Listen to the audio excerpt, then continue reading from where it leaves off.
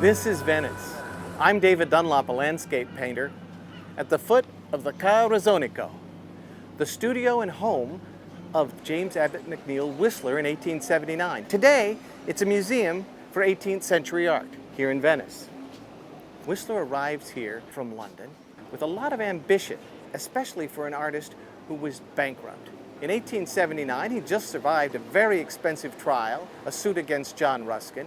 He'd left angry creditors, angry friends, angry patrons, and angry critics. But Venice beckoned with promise, the possibility of doing something new. He was going to present Venice as we've never seen it before. Whistler arrives here with very little money, an advance on a commission from the Fine Arts Society in London. He has 50 copper plates, a raft of brown pastel paper, and a stock of wit, charm, and arrogance. This is all he needs to begin here in a studio and to describe the experience of life in Venice from unique angles, up close, a different point of view. Whistler is following in the footsteps of Canaletto and Guardi. They'd been seen painters here a century before, and Turner a generation before, had been right here. So many artists had tried and invented a new vision. Whistler was going to measure himself against them. He has new tools. Photography is new to the time and gives him the idea of the odd angles up close. Whistler didn't come here to look at art. Whistler came here to shake things up. Whistler came here to make art. And we're going to go look where Whistler looked, through his eyes, his imagination, and with his materials. How did he invent a new direction, a new vision? We'll find out in this neighborhood, his neighborhood, the heart of the Causonico, on the alleys and canals around the corner. Jemmy Whistler was prickly, vain, stingy, witty, and gifted.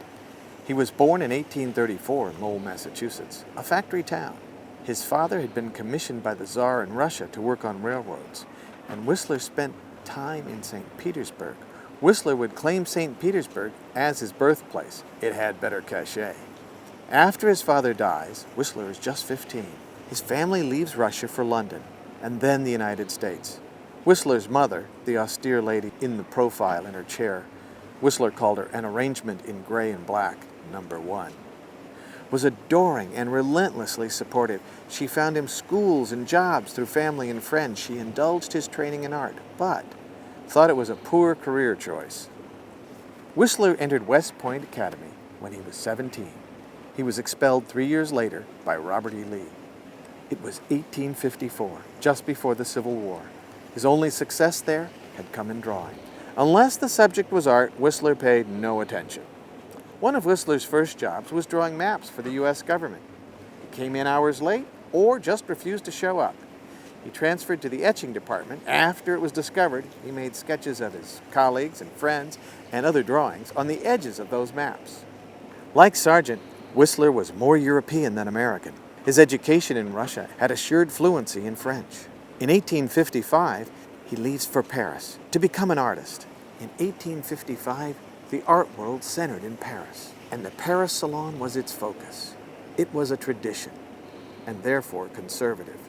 He signed on with Charles Glaire's studio in 1856, but attended at will. This was the same studio which just a few years later would incubate the Impressionists, Monet, Renoir, Basile, and Sisley. Whistler moved through the avant-garde circles in both Paris and London, and café life in Paris was particularly Whistlerian. His friends enjoyed his wit, his singing, his painting. They included Henri Fantin-Latour, Courbet, Legros, Degas, Manet, and later the poet Mallarmé. Whistler, always uneasy with instruction and authority, let his influences come as he found them, whether as a sick child, with the magical illustrations of Hogarth, as a student copying an adored landscape of Turner, or peripatetic traveler, finding Dutch masters in Holland, and Velázquez, and Delacroix, Manet, Courbet, and Corot in France. His taste for the exotic was excited by the new fashion for the Japanese. He took their idea of simplified design distilled to the absolute minimum. He used the elevated horizon of the Japanese for a new feeling of depth, and, like the Japanese, he married the horizon with the sky. By the mid-1800s, Corot, Delacroix, and Manet had repopularized etching, trying to invest the idea of etching and printing with a new spontaneity. If you were in Paris like Whistler, you'd notice this. He had picked up the skill in America, but practiced it in Europe. With his facility in drawing, etching was a natural mode. In 1858, Whistler published a series of etchings. He called them the French set. They helped establish his reputation as an artist. In 1959, Whistler moved to London, and the next year his painting, At the Piano, was rejected by the Paris Salon and exhibited at the Royal Academy exhibition. London, transformed and driven by industrial and artistic revolution, suited experimental artists like Whistler. Markets in business and art were changing, ready for new ideas. The old constraints of moral purpose, accuracy, and polish were giving way to daring, romantic effects and visual ambiguity. Now, we have art for art's sake, art for the artist. In London, his circle included Rossetti, Oscar Wilde, Thackeray, Pre-Raphaelites, Hunt and Millet, Trollope and Swinburne. Whistler kept his ties to Paris over the years, and his portrait of his first mistress and model, Jo Heffernan, was exhibited at the radical 1863 Salon des Refusés. The crowds came and they laughed. They laughed at Manet and they laughed at Whistler. In 1871, Whistler produced the Thames set, a new collection of etchings. He also introduced a new way of thinking about art through his titles: nocturnes, symphonies, musical arrangements. That alone was enough to irritate the critics. And here now was an art of suggestion and evocation, not precise description, art that felt like music, evoked sensations through distilled arrangements of line, design, and color harmonies. Whistler enjoyed a couple of big splashes in the art world. His painting of the Scot philosopher Carlyle and the portrait of his mother. Both went to public collections and built his reputation. Portraits were a reliable revenue stream for Whistler, like his patron, Freddie Leyland, who was also the owner of the Peacock Room. Like so many artists, from Gainsborough to Sargent, Whistler grew weary of the demands of portraiture. He turns to landscapes, a lifelong fascination. He, of course, was evolving as an artist and noticed that the purpose of art was changing too. He wanted to evoke, not just describe. He wanted to seduce, to suggest. In order to get a sensation, a feeling, Whistler changed the way he made pastels, etchings, and paintings. In London, Whistler exhibited a series of new experimental paintings. The eminent critic John Ruskin reviewed them, and he reviewed them harshly. He claimed that Whistler was a coxcomb who had thrown a bucket of paint in the public's face and had the effrontery to charge 200 guineas for it. This sort of attack was such an insult that Whistler sued. The libel trial would bankrupt him. He won, but only a farthing. He couldn't afford his house in Chelsea, the rent on his old home and studio, groceries, his model and mistress Maud Franklin, art supplies, and most of all, he couldn't afford the legal fees from this trial. The courts would auction off his paintings. Nothing could have depressed Whistler more. Through friends and the Fine Arts Society in London, Whistler received a commission for a series of etchings to be done in Venice. They would publish them and exhibit them. The Fine Arts Society had seen his London etchings. They had been impressed. Those were more meticulous and detailed. The advance from the Fine Arts Society would afford Whistler the chance, come here, escape to Venice, at least for a month or two. That was the intention of the Fine Arts Society. But Whistler always had his own agenda, and he stayed for over a year. Coming here was a chance to begin again. Venice was a fertile laboratory for Whistler as it had been for Turner, Canaletto, Lorenzo Lotto, Titian, and Tintoretto. Whistler arrives in Venice in 1879 from London. He first finds a little apartment above a shop in the Frari section. Then he moves to a new studio space in the Ca Rosonico. A year later, John Singer Sargent is going to take a studio in the same building.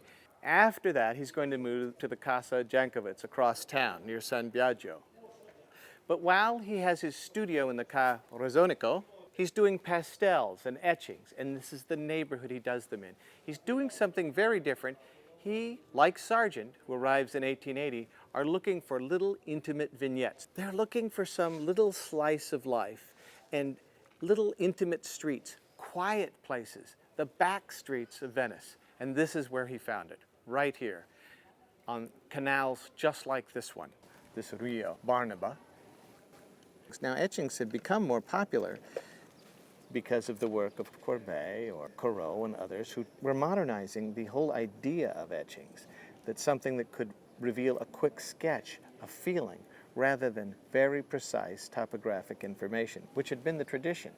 There were other artists who had experimented with etching to get something that was spontaneous, emotional, and evocative, and not so much about information. Goya is one perfect example, and Rembrandt, of course. And when they go to wipe their plates, they're going to make them more personal. They're not going to rely on just the information they've scratched into the plate. These are reproductions of some of those etchings that he did here. You can see he likes the composition of a square in a square. We go from light to dark to light. It's a sequence he'll use in his paintings. It's a sequence painters had used for a long time. Velázquez uses it in Las Meninas, and Sargent and Whistler copy that form. And he just keeps the plates in a book with some of his tools, like this burin, an etching needle. And to keep the point on his burin sharp, he puts little wine corks on the end to keep them sharp. And when they're not sharp, he simply takes out his stone, and he has to continually sharpen his burin. So this is a very simplified drawing, and it has a certain amount of character. There's a lot of idiosyncrasy in the touch. It's light, it's smeary. This dark tone with just a few little suggested lines, not continuous at all, discontinuous lines. Broken strokes like the Impressionists, but here broken lines for the etchings. I'm going to show you how that process works. It's in a dry point, so he has copper plates. The plates are not very large for the etching. It has a ground, and he scratches through the ground, and wherever he scratches, the acid will cut a deeper line. In a dry point, we don't need the ground because we're going to rub the ink directly into these little incised lines. He's been shopping for these special papers from old books. That paper is what's going to be pressed onto this copper plate when the ink is on the plate. First you cut the plate, then you ink the plate, and then you take the paper and press it to the face of the plate, and that plate is rolled through with a big steel roller, an etching press. The paper's on top, and the paper is pressed very hard with thousands of pounds of pressure per square inch onto this plate. It's how Rembrandt did it. It's how Jacques Callot did it. It's how engravings were made. Some artists prepare their plates differently than others, but having the right color and tone to the paper was important to Whistler, not only for the etchings, but also for the pastels. He uses colored and toned papers for those too. On this same alley, he'll make a sketch that is about the size of his copper plate, a graphite sketch on some paper, and then look for something that is very graphic. What I mean by that, something that is very strong darks, very strong lights, moving back from light to dark to light. And so here is the scene I believe he etched. He takes liberties because, as he's told us time and again, it's not the information that counts. It's how I feel about it and how I arrange it. And here he can arrange it without concern for color because it's all just tone. So I'm going to mark off some thirds, follow a rough scheme of pushing things out of the center. I've got a square in a square, moving back. You see how you move from light to dark to light. That's the principle. And then anything silhouetted back in here would easily be perceived of as a figure. He'll scratch in dark lines, we call it cross-hatching, like this, onto the copper plate. And then you can see the partial indications with the broken lines of anything else he has around. Textures, indications of some perspective, steps perhaps, the back of or a part of a boat. Something just like that. Then tone can be hand rubbed in. We call that process a monotype, where each plate would be inked a little bit differently. So the information is not just kept in the lines that are incised by the burin, but the information is augmented by wiped tones of ink. I'm going to show you how he did that. We're ready to start scribing. Now I'm sitting pretty low, but I'm on the fundamenta, on the pavement alongside the canal. Whistler liked to be in a boat down on the canal, and he would hire a boat for that purpose, so that he would be looking a little bit up at this territory of dark. I'm going to make this more of a monotype so we can hurry the process along and you get a feeling of how they're created. I'm coming past the midpoint with this square so it doesn't divide the picture in half, something he'd be conscious of. And I'm again coming below the midpoint. Let me put this midpoint in marker. Now, you'll notice that I off-centered this square of light inside of this rectangle. That's something he would do too, as everyone knew by looking at Las Meninas. Take the light that is in the distance as the nobleman is walking out of the room in Las Meninas. You see him walking into the light like this. And so I would offset a square of light here and put the rest of the tunnel into darkness. Now there's some linear perspective lines which I'll incise in here to allude to the way the space is heading back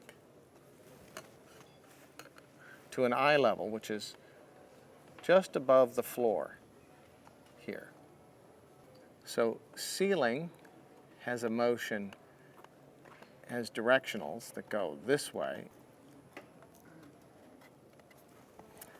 There's a lot of cross-hatching, this activity, as you build up a sensation of light and dark.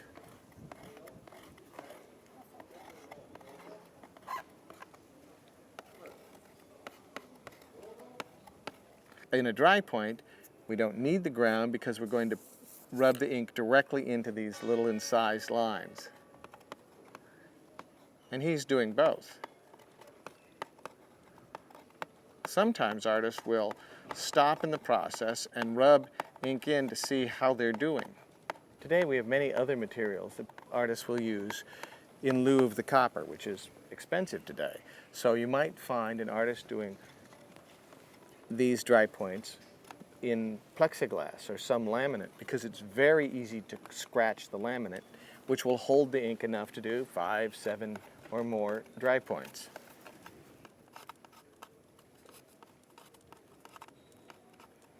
The copper is much more resistant, even though it's softer than the steel of the burin, which is why the steel of the burin is able to cut into the copper.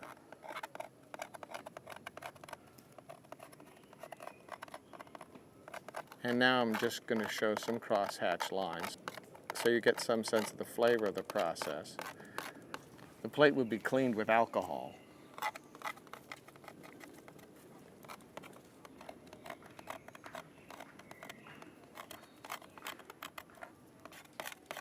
Now the dry point is a little harder because you push harder. If it's the etching itself, you only need to scratch through the ground. And then depending on how much acid you apply, how deep or how fine the lines are. And he would concoct different solutions of acid by diluting the acid in different concentrations with water. The more lines I put down, the darker the territory here will become. This little brief bit of fundamente.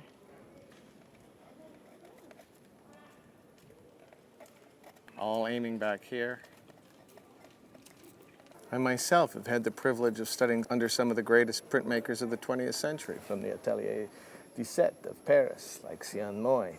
Picasso was a part of that group, and they're all part of that tradition of their interest and fascination in the possibilities of evoking a certain mood and quality of space and psychology through prints, because the prints don't necessarily pursue the experience through color, but rather through tone, line, and shape.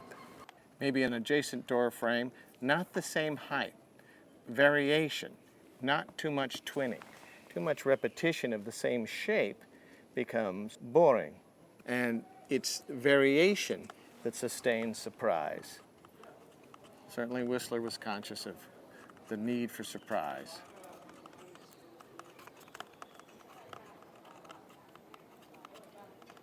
Now here's an interesting biological discovery. In trying to decide the authorship of etching plates, we discern whether or not the artist was right-handed or left-handed. Because I'm right-handed, you'll see a lot of this. And if I'm left-handed, you'll see more of this. And the orientation of the stroke depends on the wrist that you're using to build up more of your, whether or not you're doing silver point or an etching or a dry point. So scholarship applies that logic to the analysis of, is a drawing by Jacopo Bassano or Leonardo da Vinci or someone else.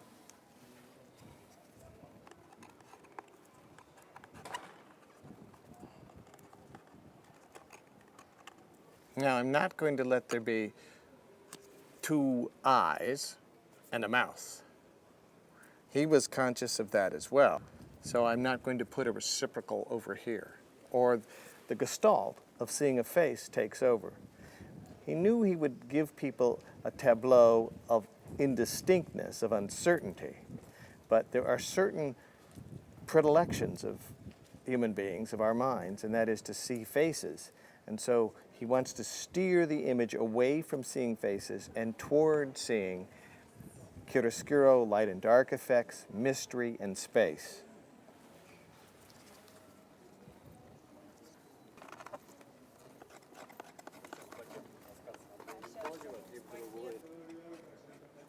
My own history is in printmaking.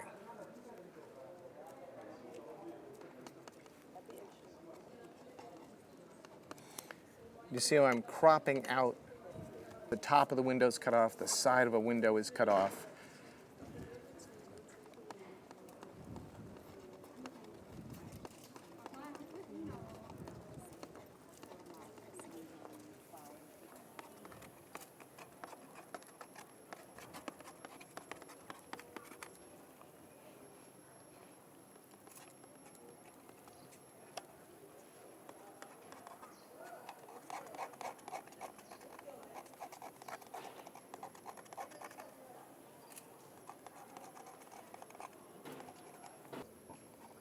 Some old painted signage. Now I have just done something. It would be much more process of scratching in, but it's enough so that at this point we get to see what the image looks like before it's printed. It will be different after it's printed. Because I don't have an etching press here, they're very heavy. I'm going to wait and print a version of this in the studio, and you will see how it transfers to paper. Now, I'm going to ink it as he inked it, and you will see how the image looked to him before printing. To do that, we need some black etching ink, and we have that. And here we go. The ink has a different viscosity than paint. You can paint with it. Etching ink is stiff, usually. If the ink isn't to your liking and you want it thinner, you can thin it with plate oil, and oil, like linseed oil, and turp. But if you put turp into it, the ink will dry before you get to print. So if I thin the ink, it gets grayer. You can also see how it's sticky. It's more like a very stiff honey. And you would work up the ink with the oil and your spatula, like that. Kind of like putting icing on a cake. Put some more ink up. This ink has some oil already, a lot of oil in it, really. And we can rub the ink on in a variety of ways, with the rubber roller, or absent a rubber roller. Just put it on with my fingers and hand, and then start removing that ink later. First, rub it in. And the process of hand wiping is where the etching or the dry point converts into a monotype, where you really have one singular effect because of the way it's wiped. So if you were to buy, let's say, an etching of Rembrandt's, you'll pay a lot more for one that is a lifetime pull, because that's one that his hand manipulates the tone and the lights and darks, especially the subtle ones.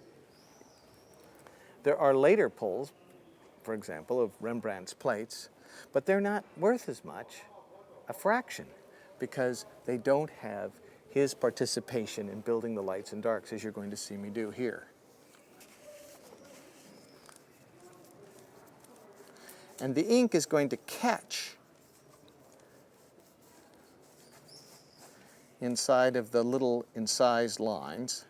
Now, Whistler would have put more of them down and worked the darks up more, but you're going to get a good idea, I suspect, of how the process works. And how he can design where he wants to put those lights and darks after he's inked it one time, takes a look, and rolls it through a press. They call that a state, a first state, a second state.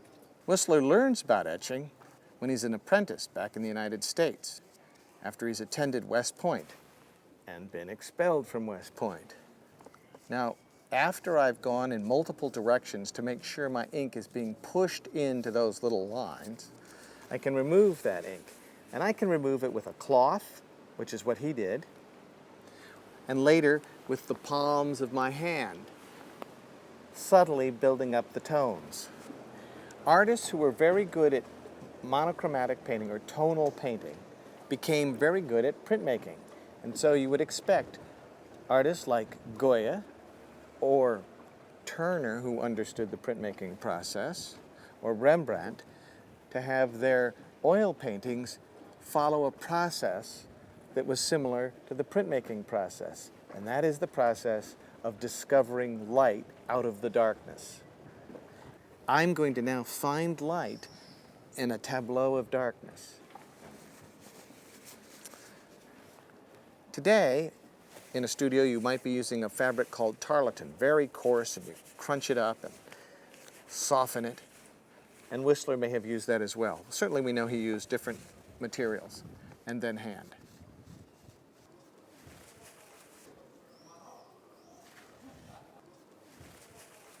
It removes the ink, and that's what you're doing, is you're revealing the light by removing the ink. And where I've scribed lines, and I'm going to let my paper towel look as though I've scribed many more lines.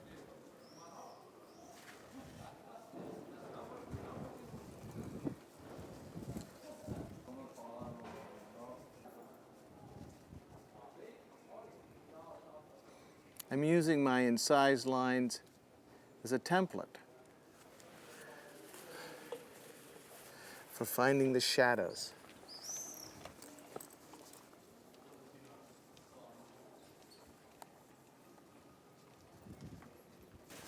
I think I see why Whistler loved this, because you can already see you're working from a position of absolute mystery, darkness, and finding some clarity, finding some light, but stopping before you have real clarity or legibility. So you sustain mystery.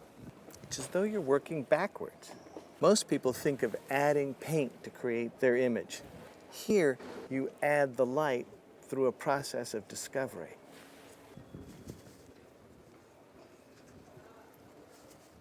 The more I wipe, the brighter the metal and the lighter it will be in the print.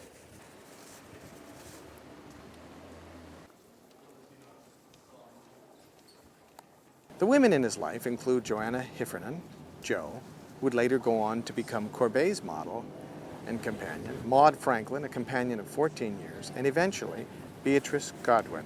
This marriage occurs when he is still living with Maud. He just didn't have the guts to tell her he had gone off to marry a younger woman, Trixie. Maud joins Whistler for his time here in Venice.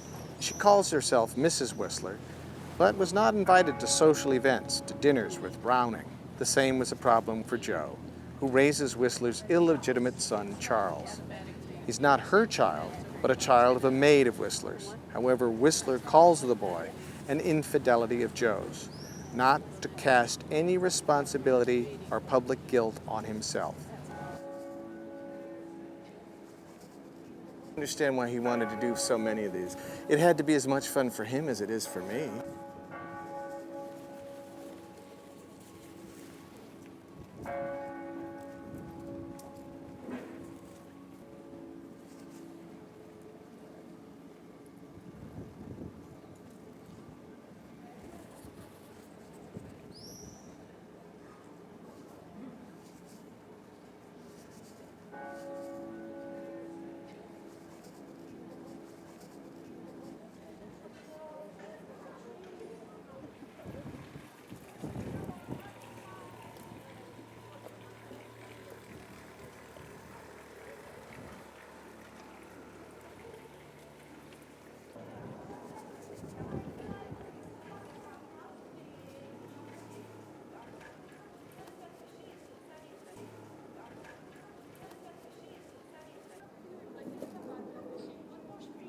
Just one more little beam. We've got the abode, we've got steps, we're going in, you're getting the sense of this, you're seeing how the light is discovered at the back. We go from the dark to the light to the dark. This light is coming, so the glare of that light, the reflection on this light, is the sort of thing that the Greeks would use in the Peloponnesian War to blind their enemies. We don't want to go that far, so let's take the tape off and see how this looks.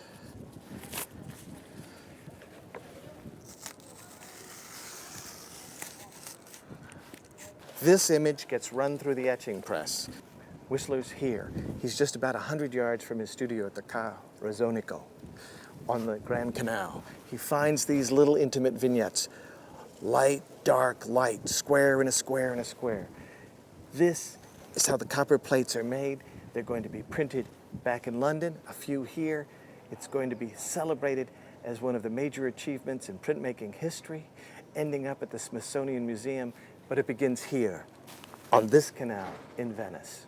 The next plate you're going to see is what this sort of image looks like after it's run through a press. It looks very different, especially in reverse, and the lights and darks. The feeling of the copper is gone, because now he's on paper, and you'll see why he likes that old yellowed paper to be reminiscent of the beautiful tone we have on the copper.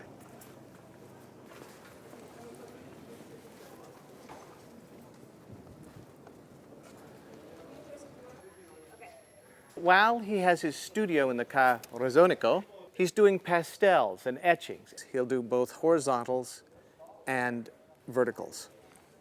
He's brought with him from London a raft of paper, different colors, brown, gray, blue. He'd seen other people work on these papers. He'd seen the works, the watercolors of Turner on gray and blue, brown paper. The pastel paper becomes the basis for the pastel. Like the undertone of a painting, plays a major role in the color and tone of the pastel. It's a few specific lines, intermittent lines, in a way that was reminiscent of the etchings and dry points he does here in Venice. As he produces lots of pastels, he takes pride in their uniqueness. They are not like anybody else has done pastels. People are familiar with pastel artists. In fact, they have one of the very finest from the 18th century, the time of Canaletto and Guardi, Rosalba Carriera of Venice. Her idea of pastel was to create something that was more lifelike, a copy of nature, not the shorthand of glittering lights and colors that Whistler's going to have. He distinguishes himself in his difference. His difference strikes others as perhaps facile.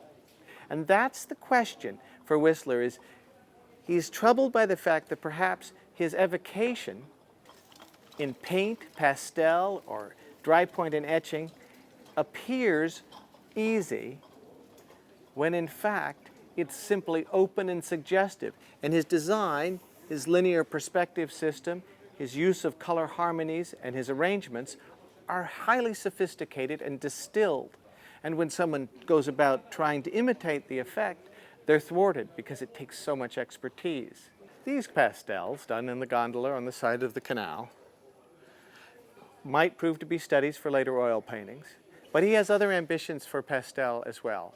Some of them he works up more heavily and with more intense color, with a darker ground, with a broader subject, the entire city of Venice.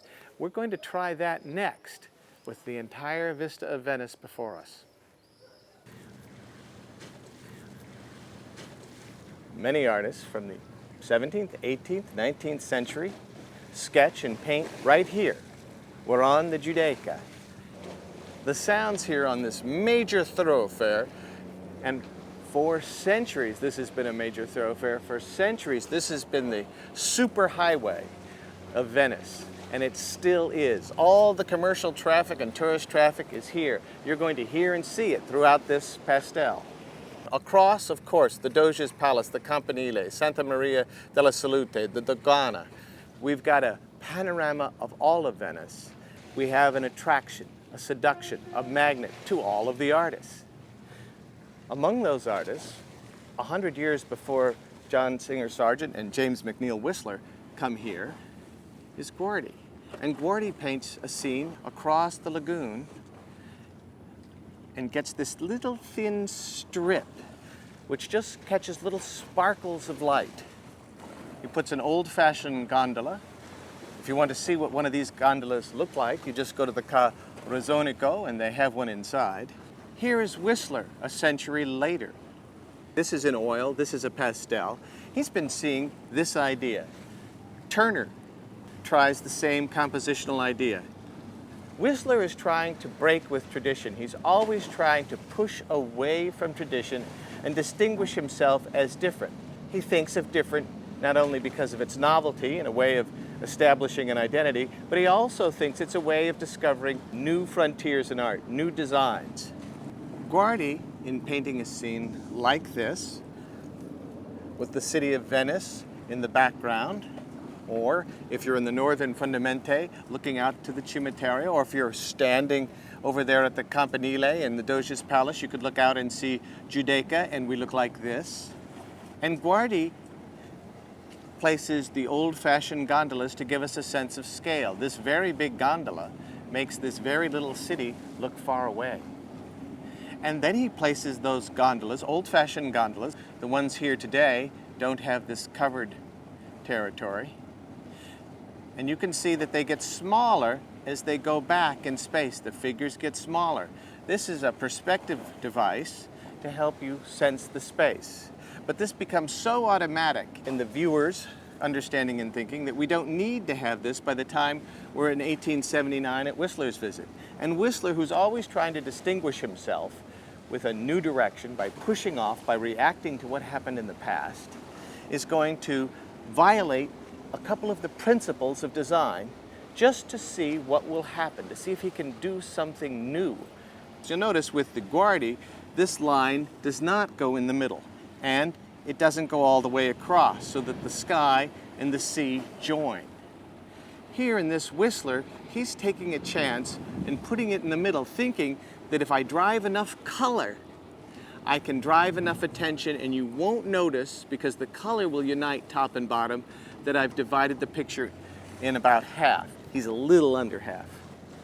I love the color complements, and he's using a very dark ground with a dark brown paper. So we've got complementary color, little notes of vermilion and pink and peach, some black. And over here, These little splots of blue are the telltale signs of Whistler's butterfly. The butterfly is his signature symbol. So rather than writing Whistler, he puts this little butterfly. And his butterflies are distinguished by a little tail.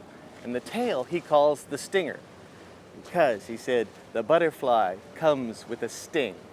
And of course, for Whistler, his great pleasure in life was making art and making enemies. Writes a book to that effect, The Art of Making Enemies. He was excellent at it. Over here, you can see what Whistler has done again. He's decided to have a more granular texture, a quicker, this is a much more studied pastel than this pastel. Here it's very quick. He's on a paper like this. He's brought some paper with him from London, and some paper he's acquired here. And it's just this complement of blue and an orange brown. All over blue and orange brown. There's two blues and a soft, creamy white, and that's all he needs for this image. Very minimal palette, but it's complementary color. Guardi is not using a lot of different colors either, and Guardi is also using a dark ground. Dark ground, colored ground. Nobody here is using a white ground. One of the problems with shooting out here in this kind of light is the amount of glare. So you're probably seeing me fairly silhouetted so that the cameras can get the sky and the silhouette of Venice in light. As we set up, I'm normally sketching continually to try to create a design that I think will be coherent and effective for you. And I'm doing quick sketches using the height and width that I'm going to use in the final pastel that I'll do later. I decide which sort of horizon I would like, and I'm going to pick a lower horizon and then just make little notes about how that horizon bumps, how I'll break the Dogana area here. Long, skinny, maybe I'll put the tall Campanile there, the Doge's Palace there. And I'm just thinking of how I would have a little silhouette. People have done this for a long time. If Turner were here, he'd be doing little silhouette, little silhouette, little silhouette, 4 or 5 of them all on one page, no bigger than this. Whistler's doing the same thing. Now, I know that the water is moving back in space, so I make a note to myself using linear perspective notes of how the water recedes to the sky. And similarly, I'm going to think about the arrangement. I'm fortunate today to have these cumulus clouds back here, and I'm going to do something with them. Build a triangle. You can see I'm building a triangle from this side and this side of those clouds. And then they come down, the sky comes down like the sea goes in. And I noticed after I did this, and maybe it was subliminally influencing me, that Whistler also has this pyramid of clouds to help us stay in the frame. This will be darker down here, just as it is darker here and here to go back, and just as it's darker at the top to the middle. Only in the middle is the highest contrast. We're going from something very dark into something lighter, darker to lighter. We're going darker to lighter, and then it's just dark and light right along that thin strip of horizon. So I'll put in something darker here as I might put in something darker here as a reminder to me, and then smudge, and smudge, and smudge. And these are just notes I make to myself, quick sketches, and you do lots of these quick sketches to get you to go to the theater of light occupying this territory here, which you can see is happening. This theater of light is happening here. This triangle of light's happening here. I'll do it multiple times. There's an old Chinese adage, 9 sketches, 1 completion. Now I'll pull out the pastel paper itself. I'm marking middles because I know how conscious Turner, Canaletto, Whistler, Sargent, they all were You had to be that conscious of it if you were going to move as closely to it and not get there as Whistler was in the horizontal that he's doing. My height to width ratio isn't the same as Whistler's. It's more in keeping with the pan of contemporary high-def television. His, as you saw, was even skinnier. Here's a middle, and here's a middle. And I'm going below that middle.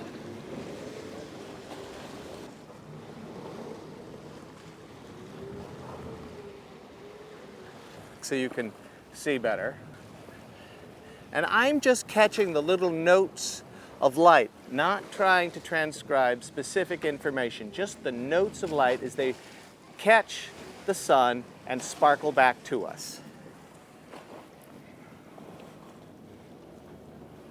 And I'm just doing a few little outside contour lines.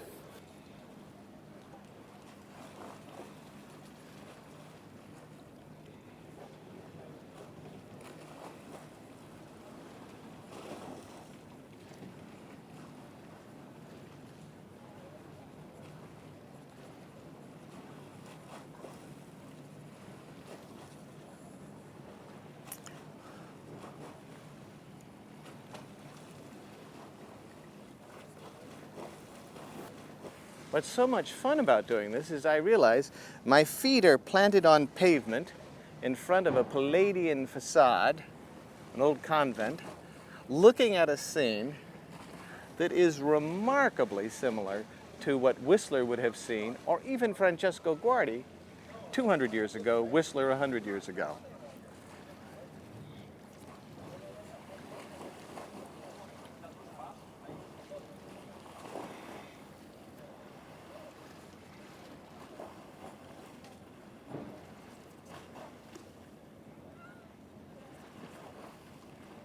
It's a form of calligraphy both Guardi and Whistler would have in common.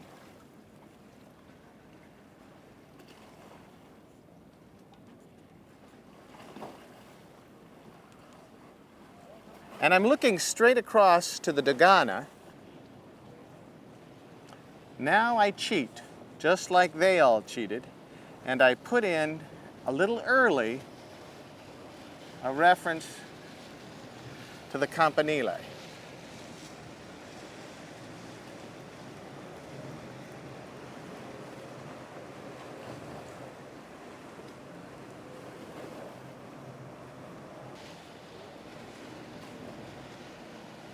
And to those almost onion-like domes of the ancient San Marco.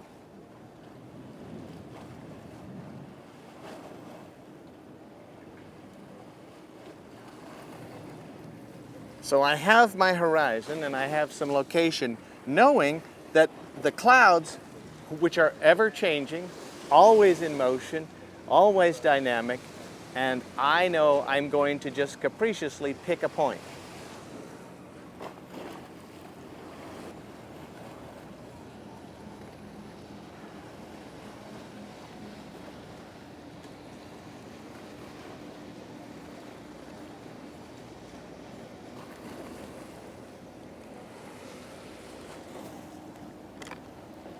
There's a lovely violet haze underneath the bright clouds and backlit by the blue sky.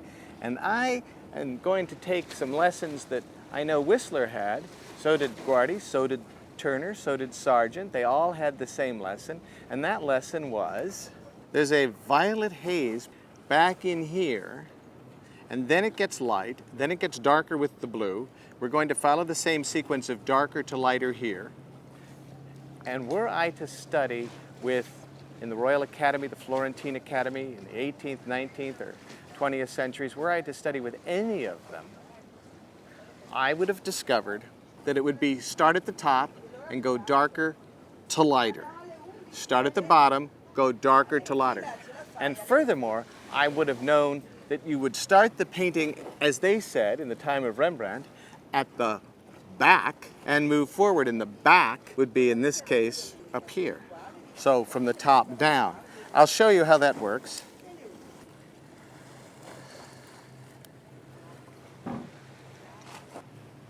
I'm placing a soft blue, and there's several ways to do this because I have, oh good, I got a nice little piece, nice.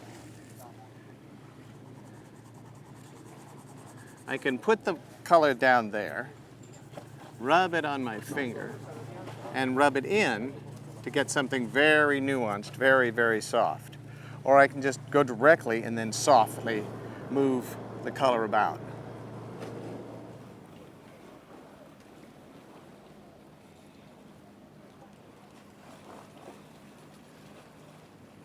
His shapes blurred like his own vision, like the broken edges of the Impressionists and the ambiguous atmospheres of Turner.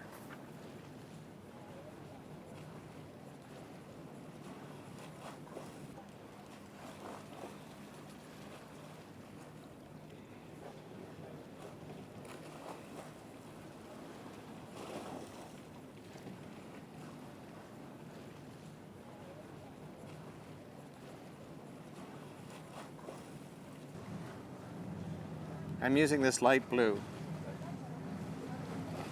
and it's going to be covered with a deeper value of blue as it goes up later.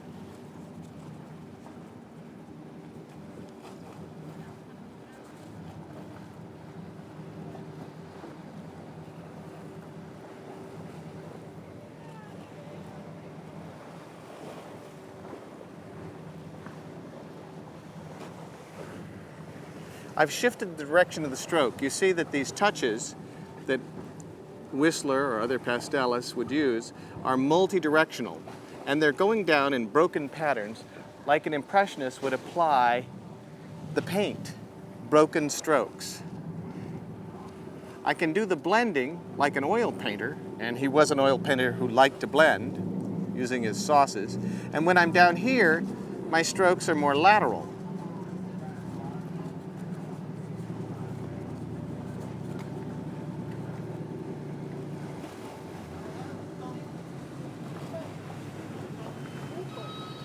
I'm still letting that brown substrate show through the color of the paper.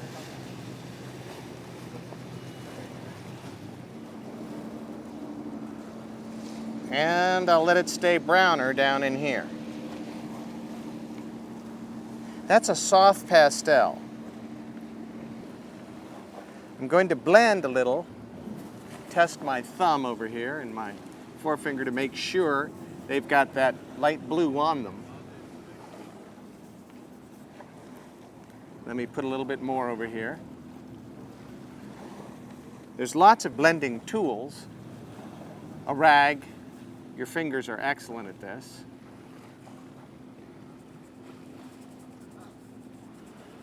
Now he leaves much of this open.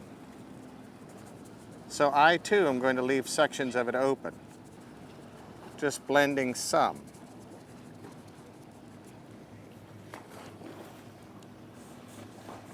And the principle behind all of this is allusion to, not illusion, allusion to a subject.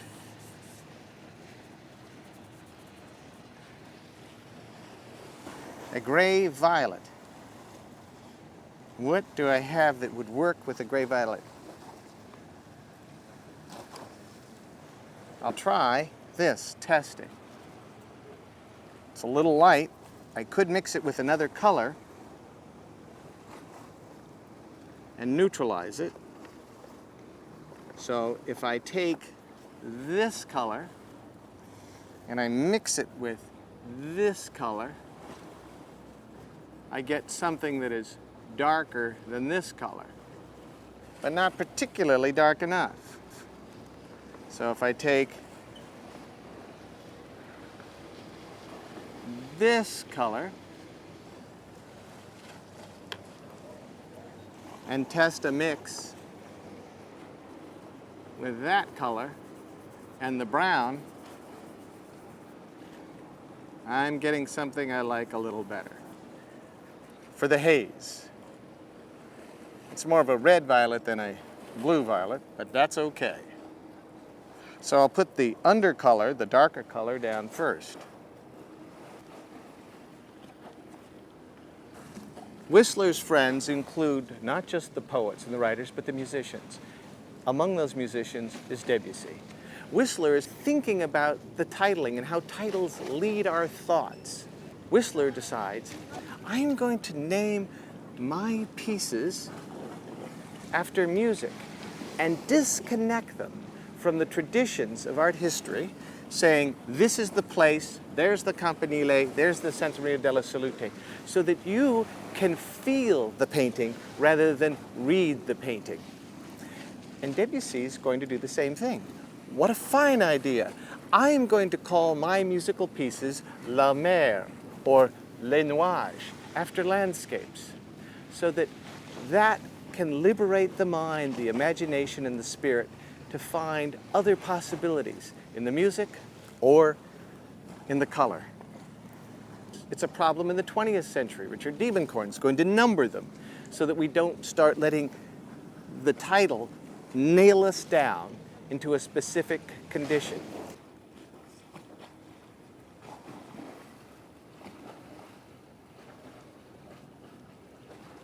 I'm going to build up this territory and then add something a little deeper. But before I even do that, I see how it looks. I don't make my decisions in advance. I make my decisions later, as I am working. I make discoveries in the paint. I make discoveries in the pastel. I make discoveries in the ink. It tells me where to go. I may have a preconception, but I have to let go of that preconception to be in this particular moment, to be with the image. And that's what's so essential about Whistler. It's essential about Turner. It makes them feel more sensual, more visceral, because they're with the moment. They're here. They have let go of all of their plans, all of their expectations. They've let go of even wanting it to be good. They are simply exploring the material. They don't care if it's good. Whistler is interested in the experience of making. Turner, the experience of making. When others have said, well, your paint is falling off, it's cracking. I don't care. It was the process of making. That was what I was doing this for. What happens to the objects is not so important as the moment that I am making, that I'm interacting and having this dialogue with the materials and seeing what they will do. Picasso gave that advice, follow the paint. Neil Simon gave that advice, follow the character. You may have an outline, but as you start to write, you're surprised by what the character will do. As you start to paint, you're surprised by what the paint, the pastel, the watercolor will do. It's showing you things, and if you're not paying attention, you're not really hearing the music. The music of the waves, the music of the motorboats, the music that is the sound and light and color and fabric of Venice.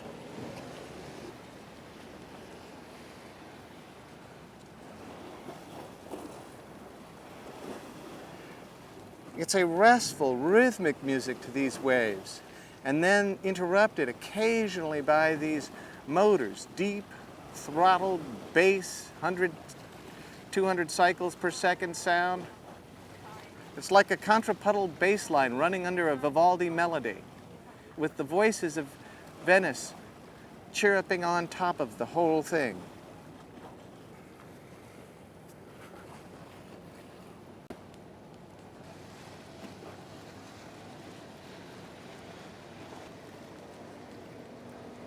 And it's how your eye amalgamates the color when you look at the image from a distance. Everyone of significance in art history seems to have understood this. Rembrandt, Titian, Turner, the older he gets, Whistler, the older he gets, the better they understand that experience of how the eye assembles an image in spite of what it's not able to read. Legibility and neatness don't count.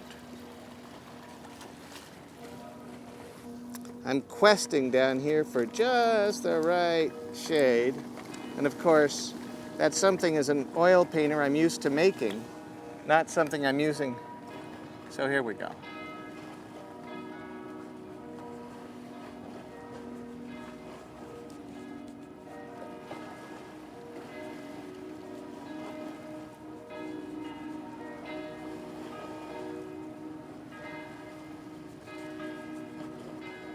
There is the melody of Venice, the church bells, the sound of the engines, the passers-by talking in their various tongues, various languages. It's the melody, the fabric, the quilt that is Venice. That's what Whistler experienced, that's what Turner experiences. And how do you weave those threads, all that cacophony together into coherence in two dimensions? That seemed to be the direction they appeared to be going. How to weave those disparate threads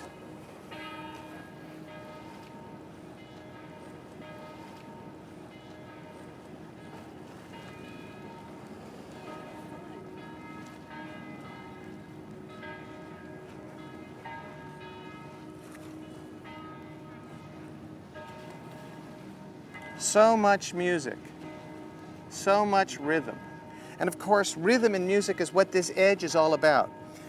Everything from Primavera to the Last Supper. Look at the arrangement of the figures. 1, 2, 3, 1, 2, 3, 1. 1, 2, 3, 1, 2, 3. Or Primavera. 1, 1, 2, 3, 1. 1, 2, 3. And the buildings are the same way as it was for Whistler, as it was for Gordy. These were all musicians, every one of them. Sargent, Whistler, they were all musicians. It's what you did in the 19th century. It's part of your education.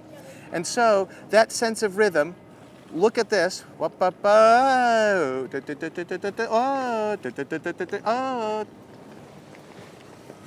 Dynamic balance, timbre, melody lines, overall thread, as I said, a contrapuntal bass line, the slap of the waves on the steps, the hum of the engines.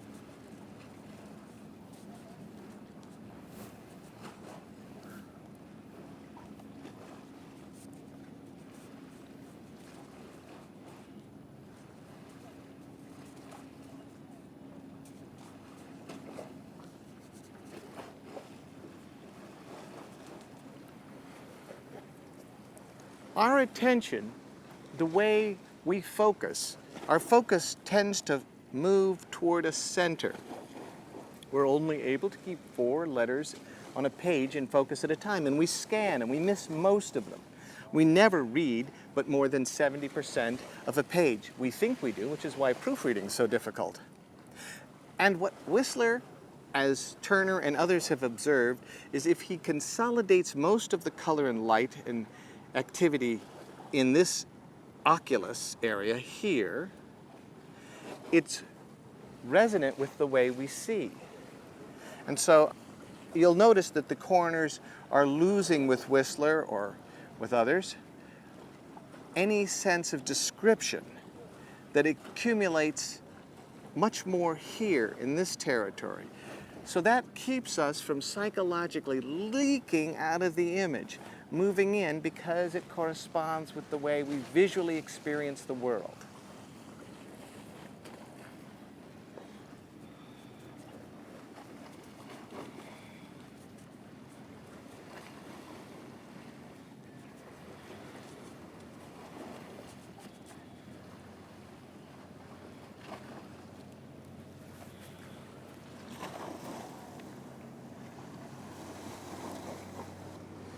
If a piece is too big, he just simply snaps it off, to the horror of others. Then test the color. Pretty intense, but intensity of color is one of the things he finds delightful. In his painting, he keeps the arrangements very subtly related. There's a nuanced difference between values and colors. They're very, very close, what we call analogous harmonies. Here, he sometimes plays with highly contrasted colors called complements, complementary colors. and we get simultaneous contrast.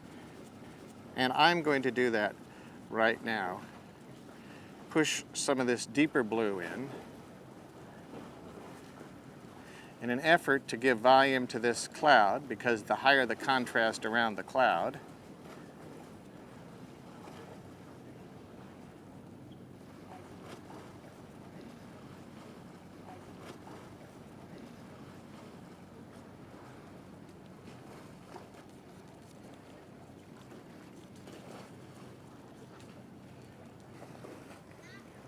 this warm ground is being exploited by these soft blues because this is redder and warmer. It's more of a split adjacent, but if I take a blue like this and an orange like this, and I put them side by side, that intense orange, and I put an intense blue, I'll pick a blue that is even darker, where they meet on that edge. If I carry that blue out further, it looks less intense than it looks when it's next to the orange. If I carry the orange out further, it's less intense out here than it is next to the blue. The intensity is amplified when they're abutting because they each modify or change the other color, amplify the other color. That's the effect of simultaneous contrast. And that's new in the air. In 1879, that's the new idea. That's the idea that's pushing Impressionism, that has pushed Renoir and Monet. You have an experience with your eyes. Your eyes are very light sensitive, and they're transducing electrochemical signals to the brain to create color and imagery in here. All that's touching your brain is a chaos of light, and it's being sorted out in the visual cortex. Even if I just put orange down on a neutral territory, like this, and I'm to stare at it, and this is what Michel Chevreul discovers in his studies. He's a scientist with the Gobelin Institute in France, and he writes this marvelous book on the principles of color and harmony in the 1830s. When you stare at that, after a while, looking away at a white sheet, you see a color that is akin to this color. It's color complement, it's opposite, because it's an after image quality. My cones are getting a little fatigued from looking at the orange, and as they get fatigued, they are seeing more of the opposite color. And if we take the prism, the rainbow of colors, as Newton was holding up a prism to a window, and the colors, the light comes through the prism. This is the source of this color theory. The light comes through the prism, and we see the rainbow of colors. That's the spectrum of visible light that you and I see. About 350 nanometers of the electromagnetic spectrum, which is huge. It's from, if this is what we see, what we don't see is from here to the Campanile. We see this little bit. And so what Newton does is he takes this rainbow of colors, one end and the other end, that's the rainbow from the prism, and he bends it around and makes a circle, because he notices that at one end of the spectrum and the other end of the spectrum, blue, violet, and a deep blue, they're very related. And now when he pulls them into a circle, what he notices is that on the opposite side from the circle is the opposite color. That's the source of the color wheel. Newton's the father of the color wheel, and it becomes the instrument for organizing pictures and thinking about color, whether we're talking about Turner or whether we're talking about James Abbott McNeill Whistler or all of the Impressionists. I'm going to start putting some of that deeper blue down into here. The Impressionists. They all knew the book, they all read it, and other artists and colorists and color theorists would be writing about it as they are today. Neurobiologists like Margaret Livingstone.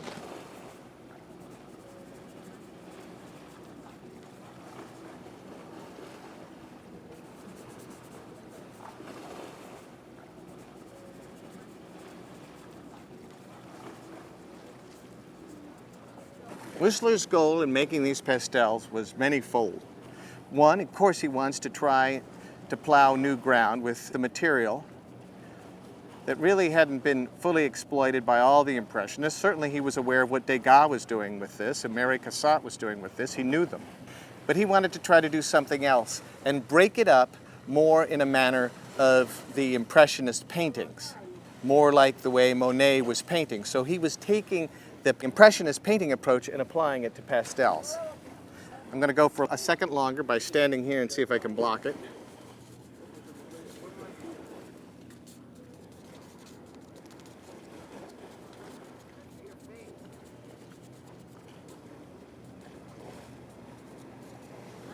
I'm going to have to move this easel in just a second because of the glare, but I'm going to go as long as I can.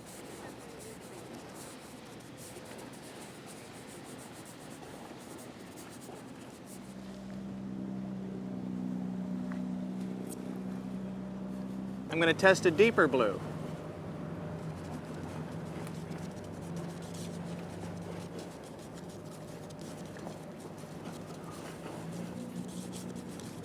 And more lateral movements, and I'll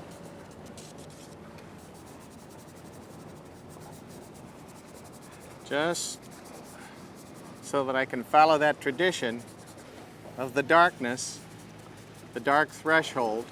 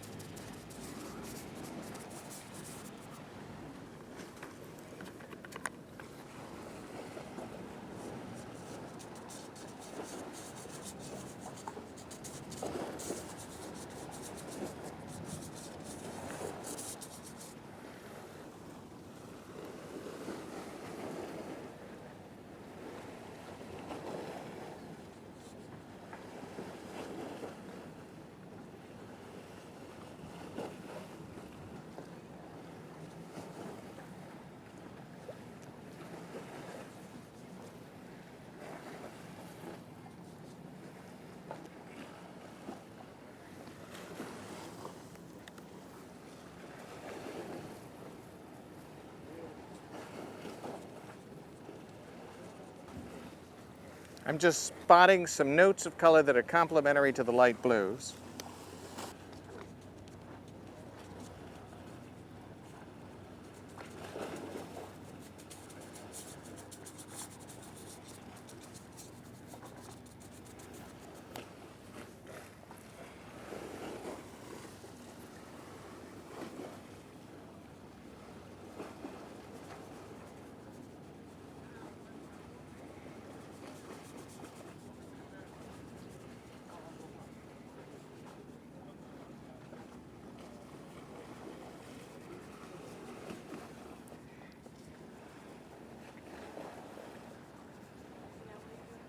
I'm doing some blending as if it were glazing in oil,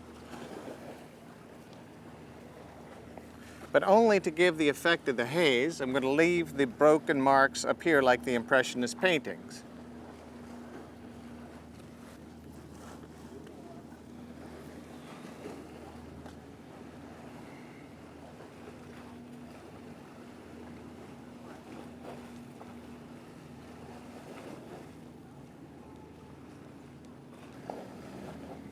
These sparkle notes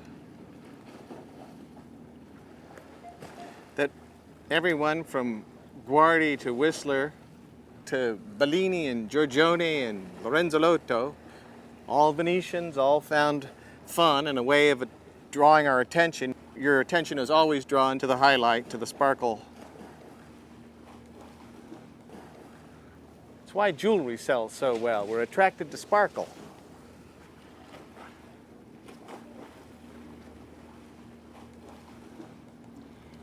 Sparkle and exaggeration.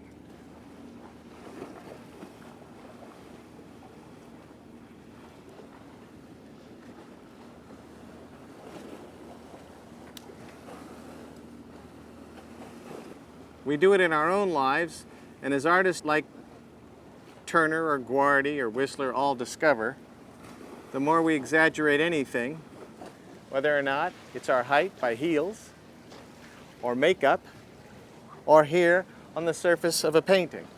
Exaggeration is flattering and attracts our attention. It's the theater that is life.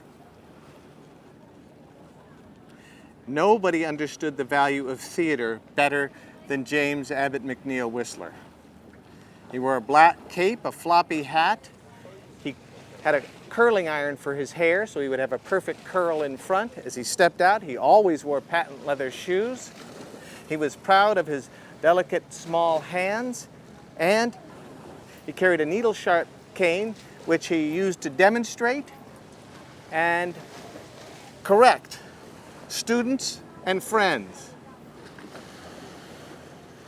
He knew the value of a public persona.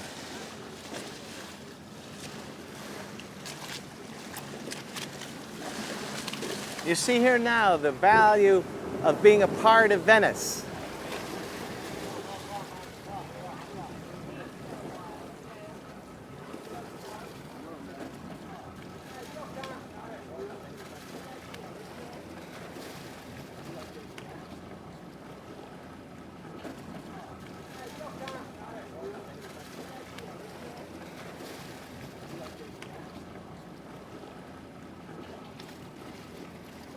Whistler studies lots of old masters, but doesn't like to admit it, as so many artists want to claim all of their inventions as theirs.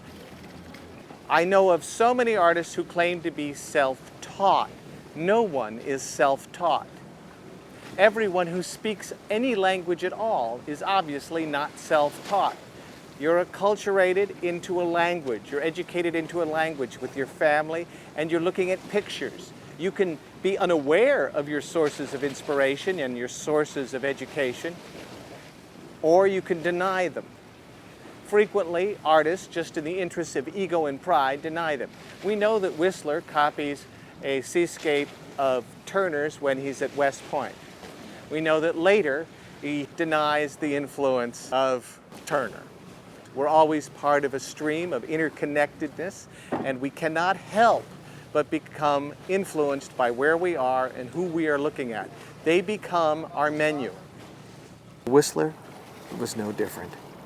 He looked to Velázquez, Hals, and Rembrandt, to Manet and Courbet as courageous pioneers, because they had been unafraid to brandish their gestures in paint, to experiment.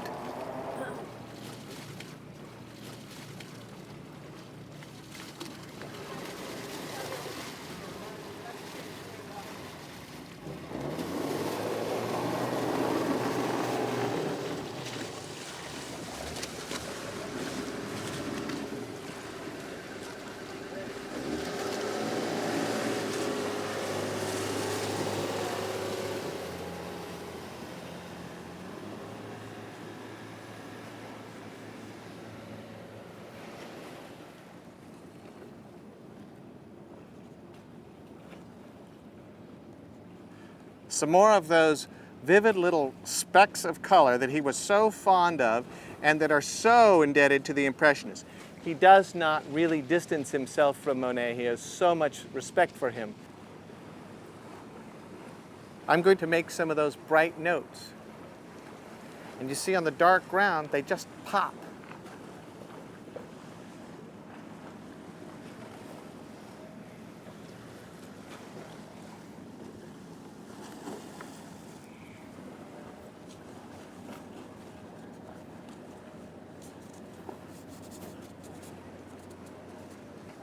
We have been chasing the sun, so I've had to keep sliding the easel further to the shade.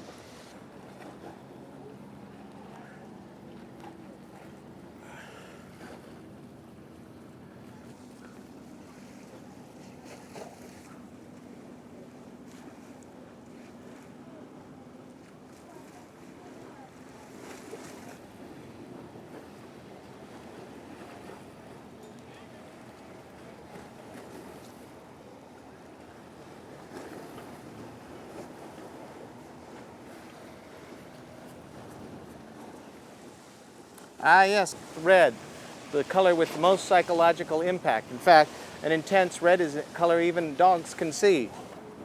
Test a hot red. Small notes for the Greeks, for Aristotle. the brightest color on the palette was red, because it turns out in the visual cortex, it's the area that lights up the most. It's the first color we really recognize as an infant, red. Keep that color concentrated over in this territory. And I noticed the other day in the Carrozonico, looking at Guardi's portrait, how he arranged his palette in a tonal way, from dark to light, from a yellow ochre to a white, but the last color he puts down is red, vermilion red, and it's the last note. That vermilion red is the red that has the psychological impact.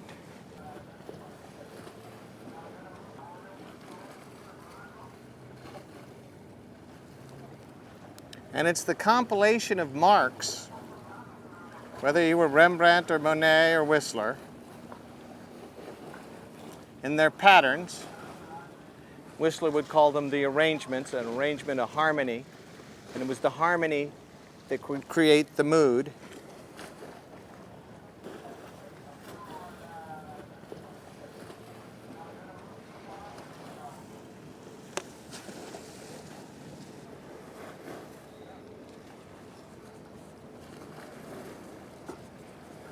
Just so that you get the transition of value, lighter to darker, less saturation to more saturation, blue-green to deeper blue, which helps build a sensation of depth and space. Until the 20th century, where we really are interested in just the experience of the paint on a flat surface, in the evidence of the paint.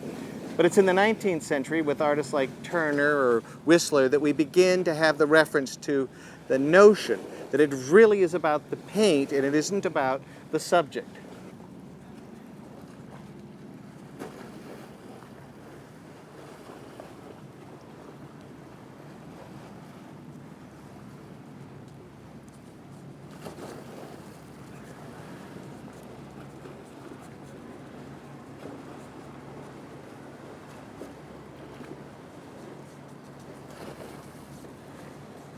I'm just carrying some of this blue off farther left and right because he leaves the territory unfinished, so you have evidence that it is not an illusion, that it is just marks on a flat surface.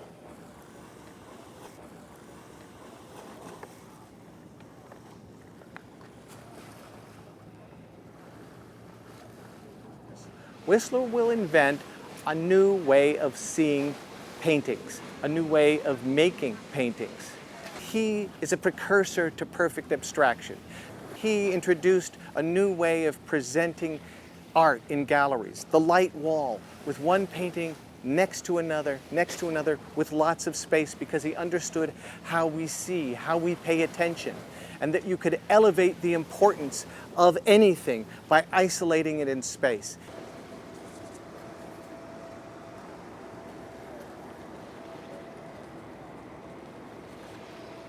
The sun is coming along to encroach on this image and give me back glare. As the light rises on the end of the 19th century, coming in here from the west, it's as if the sun were rising in the west. The world has been turned upside down, and that's appropriate for Whistler.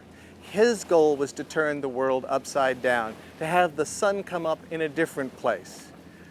Because his intention, his ambition, and his work give evidence to an imagination that was large, to arrogance that was large, and to an experimenter who enjoyed moving the paint around to effect a visceral, sensual experience on a two-dimensional surface. And it's through this understanding of how to reduce a painting to its most basic elements, through this distillation, this isolation of light and harmony, that Whistler calls out something special. And in an encounter with James Abbott McNeill Whistler's work, you have an intimate experience, an experience of surface, of paint, but also of mystery. You experience a dream. The Nocturne in San Marco, they are dream states, and they are just vaguely present, as he says, like breath upon a window pane.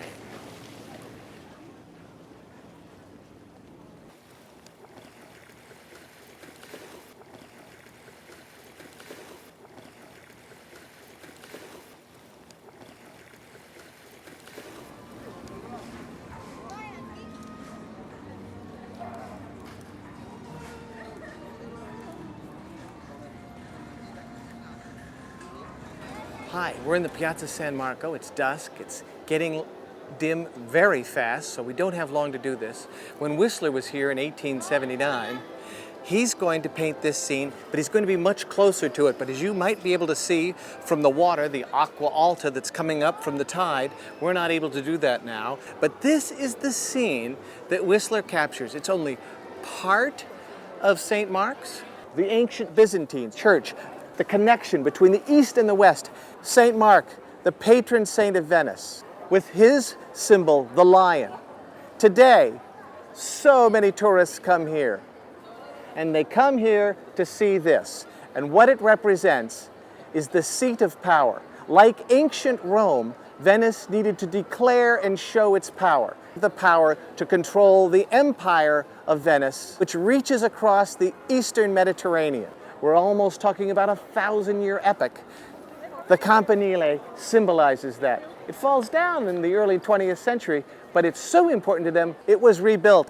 Even the small institutions like the Café Florian, who've gone on for a very long time collecting the mail of Whistler, still here. The Orchestrinas, still here. Guardi and Canaletto and Calavari, they all paint this scene. They all paint the Campo right here because this is the money shot. This is what the tourists want. This is what a nobleman back in England wants to take and hang on his castle walls. This sort of image.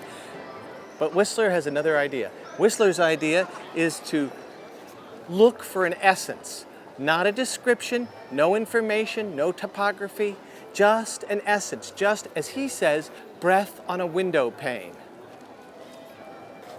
I've got an iron oxide, burnt sienna, a color that he would have used, and in the scene we're looking at with Whistler's eyes, not mine, with Whistler's eyes in 1879, it's going to be very tonal. He does this lots with a large brush, and so much of it will just be brown and blue, some whites, a little bit of yellow and red mixed with the brown. So it's very, very tonal. He talks about close color harmonies. And it's the arrangement of color, the evocation of an atmosphere, not the information, not the cathedral. I'm going to just do a rough sketch of the scene. He leaves about 1/3 of the painting to be the Campo itself, the piazza, and pulls it over and crops the building, cuts the church off. Like Sargent and others, the contemporary idea was to crop like a photograph in 1879.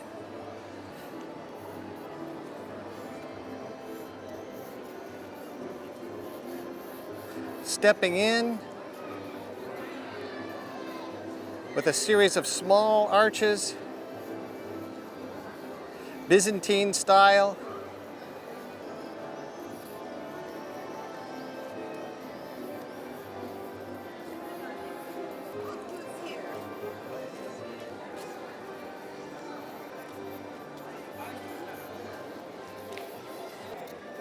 He's still going to rely on linear perspective. He's still going to drive the Campo back just as if he had been Francesco Guardi. His line of sight, his eye level is right about here.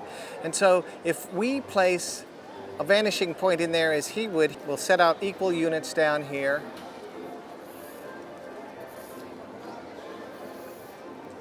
And that gives you a sense of that perspective. Now the first thing he's going to do is he's going to cover this with a gauze of umber and burnt sienna, some rusty colors. And that's just what I'm going to do.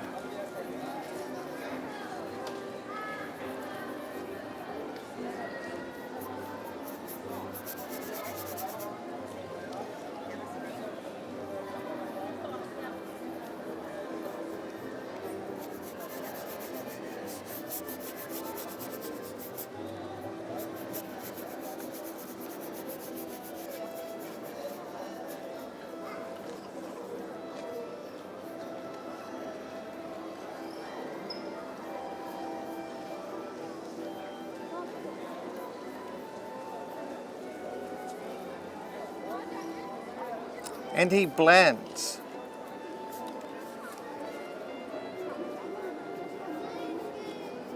This is very adventurous stuff for 1879. The only real precedent he has is the watercolors and the evocative landscapes of Turner, which he'd seen back in London before he arrived here.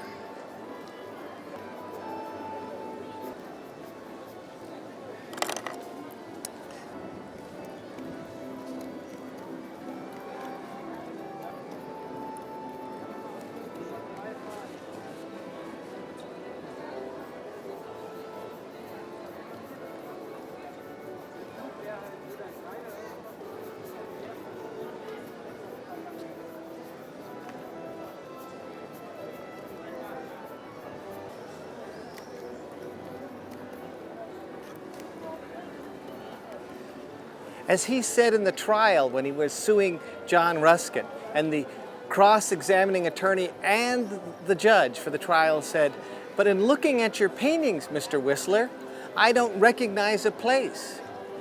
I mean, you tell me you've painted a scene, an arrangement in Cremorne Gardens, but I don't recognize it." And he said, if an audience recognized the painting or the place, I would be disappointed, and so would they. He's not the first to have this sort of response, painting almost the same time as George Inness, who says, when people are saying, but it doesn't look like the place, Inness would say, I don't paint guidebooks and I don't paint calendars. I paint evocations, I paint feelings, I paint vibrations. And this is new at the end of the 19th century.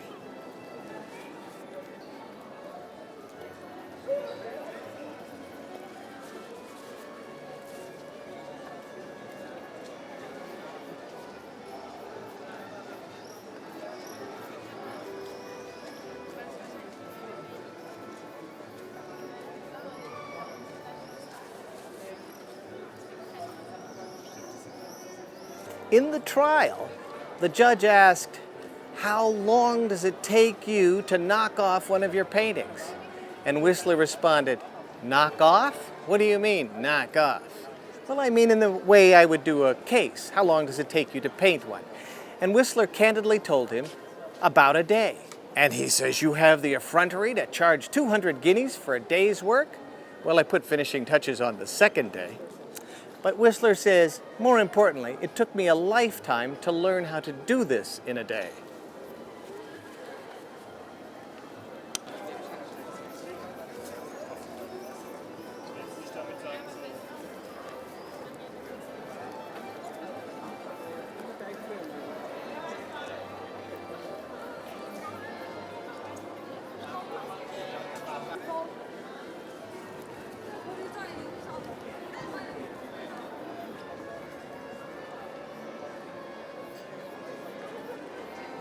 I'm going to build some of the darks inside of this, but already you're getting a sense of how Whistler would have approached this.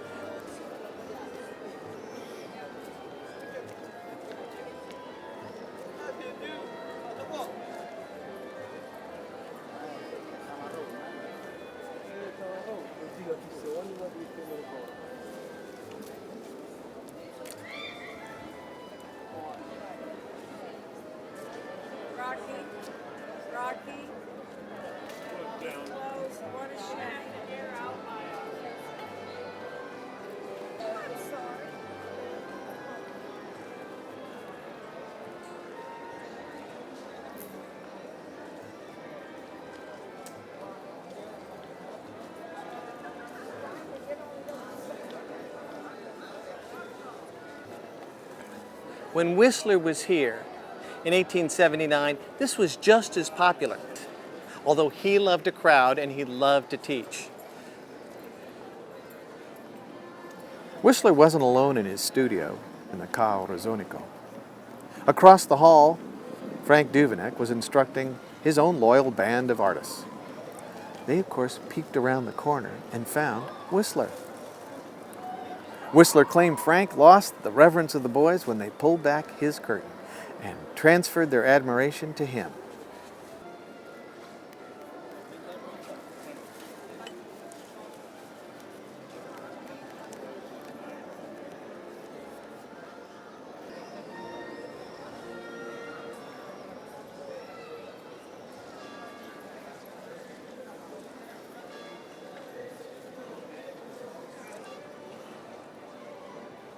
Under that construction cloth are arches which Whistler saw and we're not seeing now. And I'm showing you how Whistler saw this, so I'll put in some of those shorter arches that Whistler saw.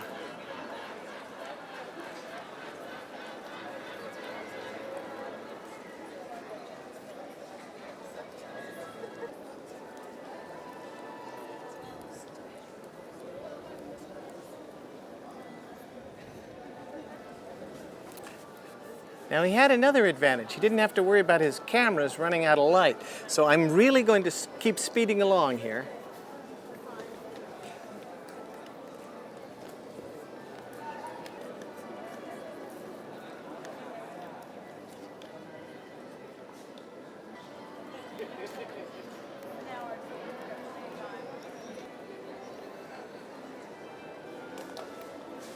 For Whistler, he's going to hold on to this left side. Remember the framing curtains that were behind the invention of landscape painting here in Venice. That at least is the theory of Kenneth Clark.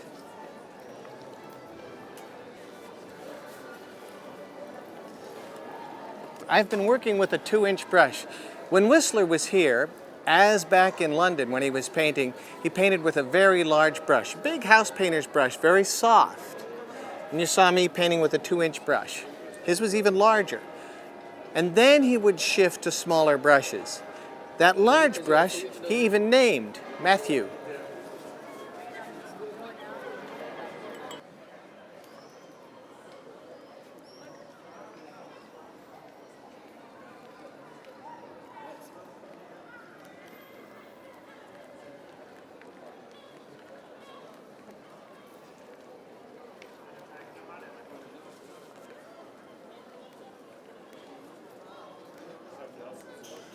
I'm testing a light.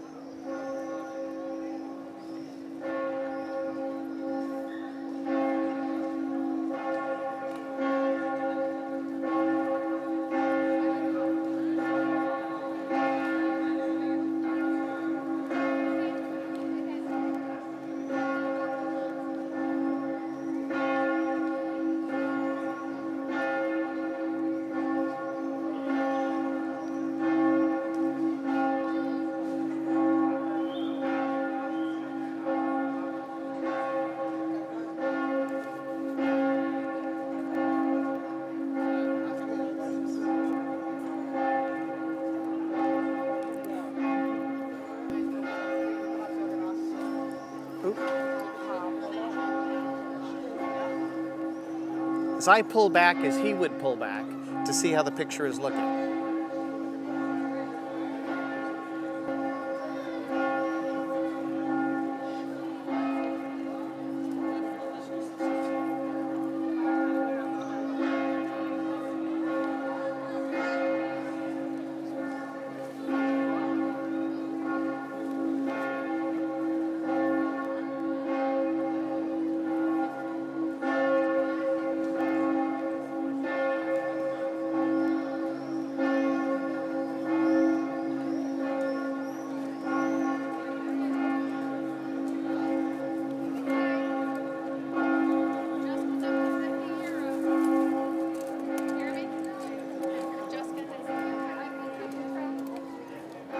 I have to pull in front of the picture just so that I get the line level. Standing over here, it's very hard to get the perspective line level.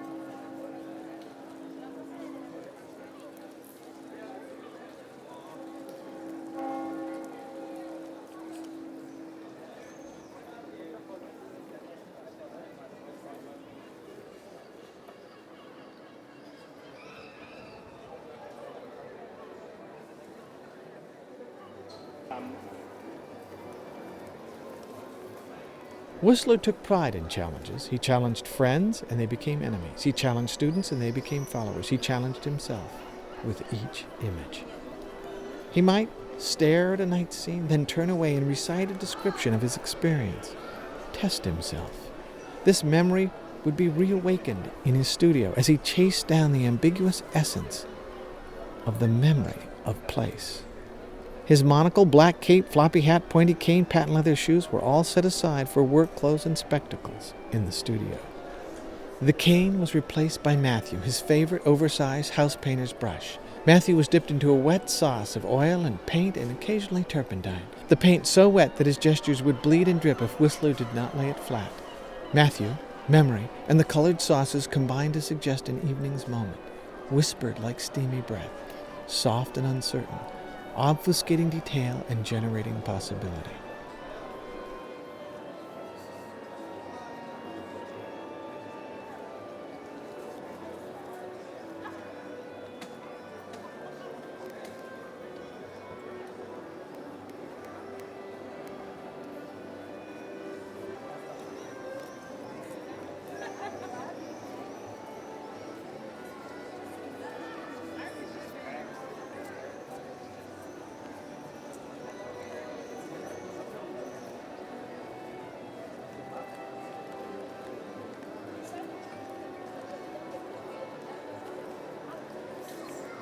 In the 19th century, art had become liberated from convention by science.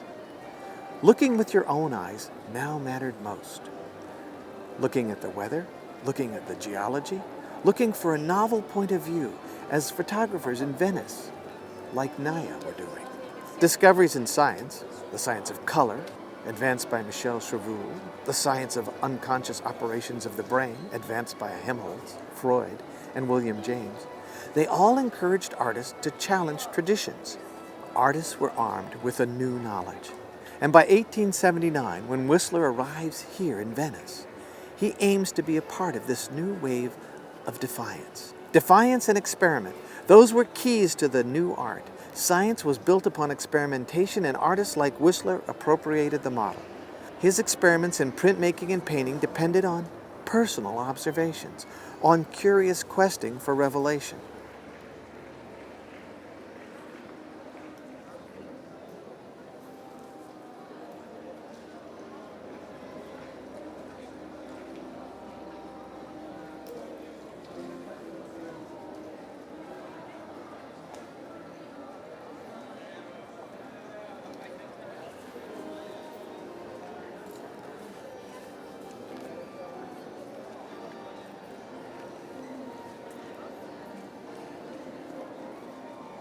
Because Whistler was so nearsighted, his vision was weak.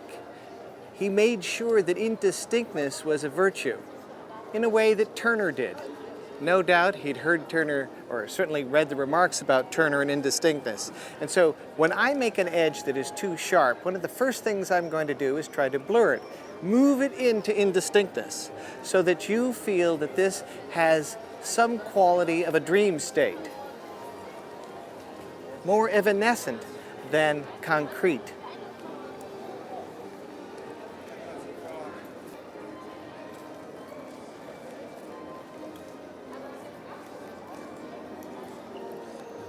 There's another interesting phenomena happening here. It's called the Purkinje effect.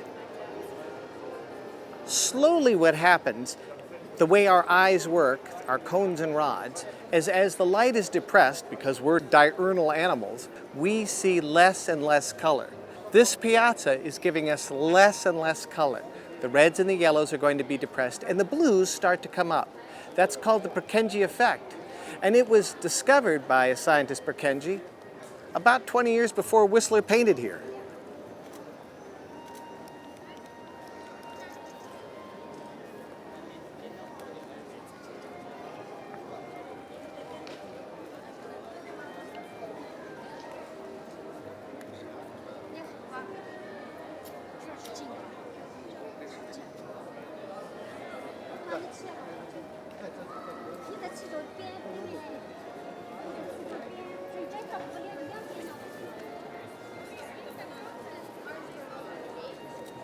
Since the trial, Ruskin's name was a vile toxin to Whistler.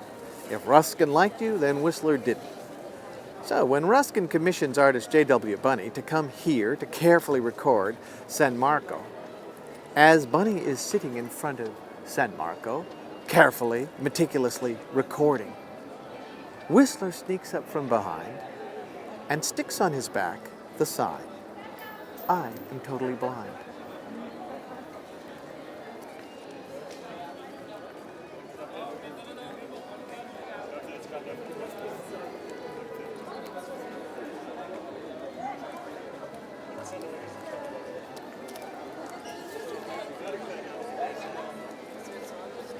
Mixing the ultramarine blue and the iron oxides helps get a dark neutral rather than black, although we know Whistler used black. In fact, his famous painting, Whistler's Mother, ends up in the Louvre, and he calls it an arrangement of gray and black.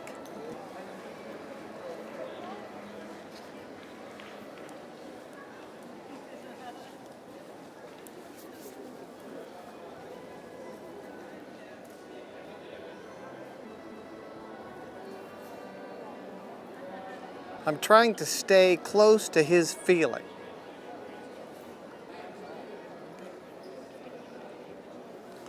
To the atmosphere that he felt working here.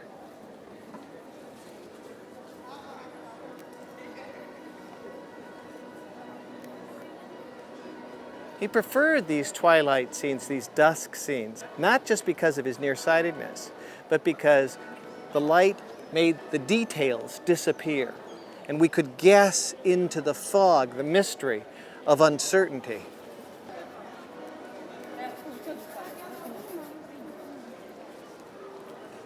Oh, now incandescent lights are going to change the color completely because they're very yellow. And so the painting probably shifted very yellow and orange just then.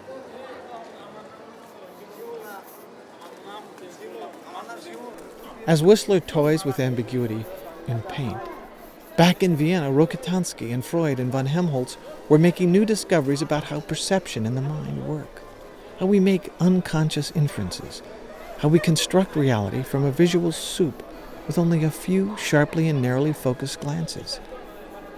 From very little, we create a visual world.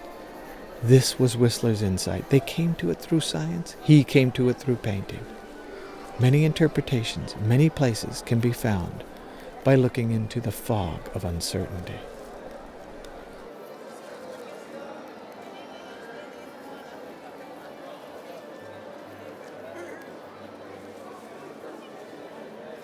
I need some fresh paper towels.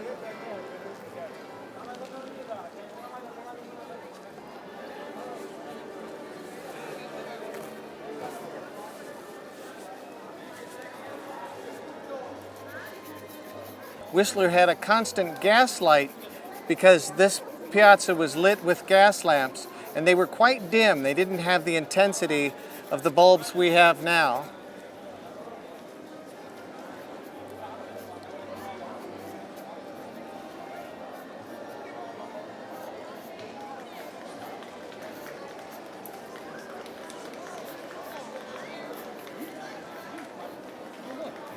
And I'm stroking in a way that will reinforce the perspectival experience, that is the linear perspective of the territory.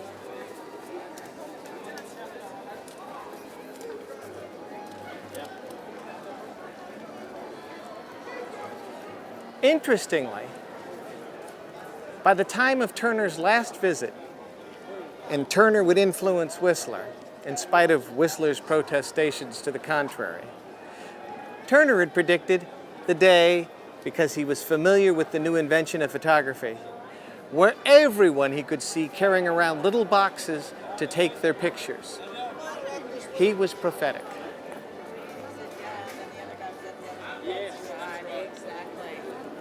Nothing is free.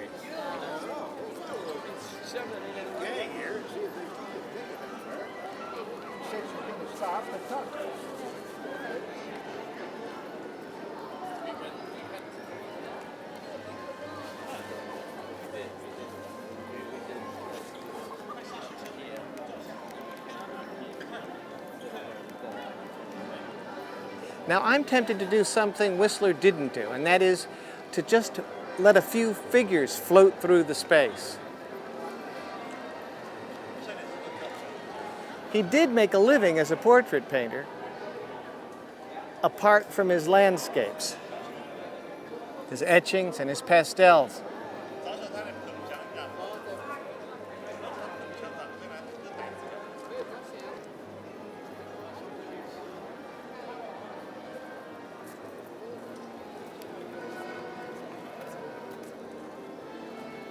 And they too are just alluded to. They're not an idea of specificity. They are just vapors and phantoms, like all of the building structures. Venice wasn't the first time or place Whistler had explored the night. Earlier, in intimate watercolors, he wandered along Amsterdam's canals, and earlier, in oils, he coaxed a sensation of fireworks over London.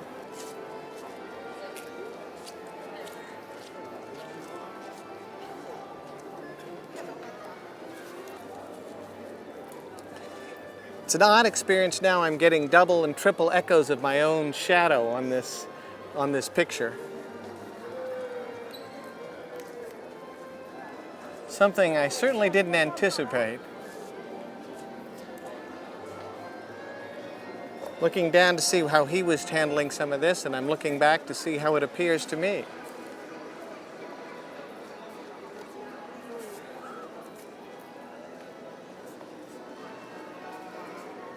Artists need money and validation. Whistler had collectors. They make reputations and commissions. There was his portrait of the Scot philosopher Carlyle, and his work for Freer, now in the Smithsonian's Freer collection, and his paintings for the businessman Freddie Leyland, and Leyland's Peacock Room. Here is where Whistler goes a bridge too far.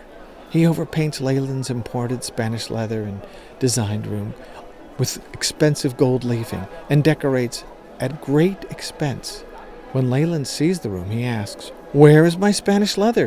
Whistler replies, "It's under my peacocks." "Get out of my house," demands Leyland. Whistler tells him, "Be grateful. History will celebrate this room long after you're dead." Again, Whistler demonstrates the gentle art of making enemies.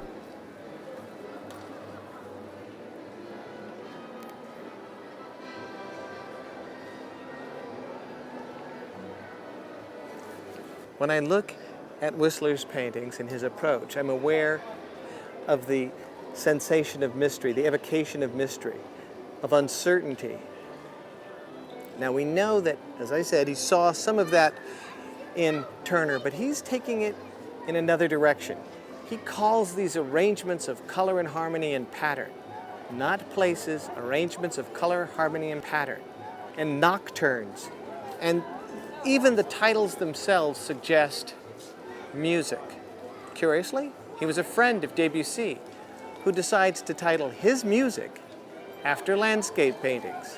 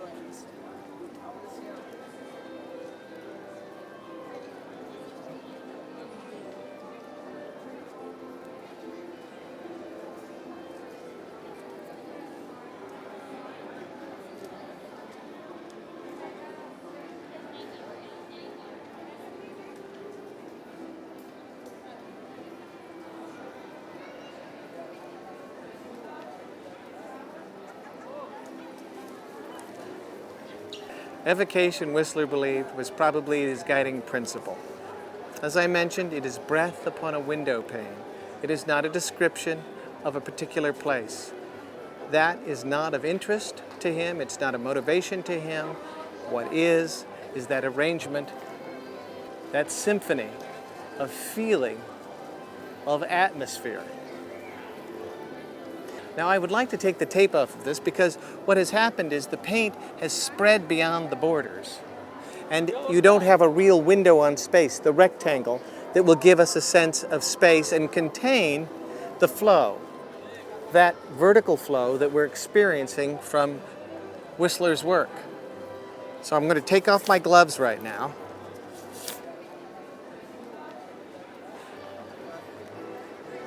As we've had very little time here and the lights have been changing and we've had interesting relationship with all of the people here at Piazza San Marco this June evening, the best we can really do is allude to the process of Whistler, an oil sketch.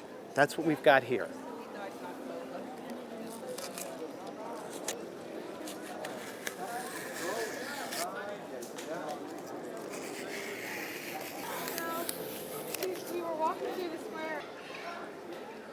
Like Leonardo da Vinci, like Cézanne, like Turner, Whistler thought of painting as a laboratory experience, an experiment, to see where the paint would lead him.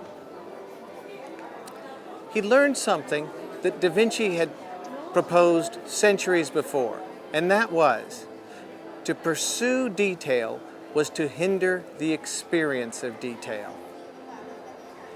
Whistler was going to take that adage, that mantra, further than da Vinci could imagine.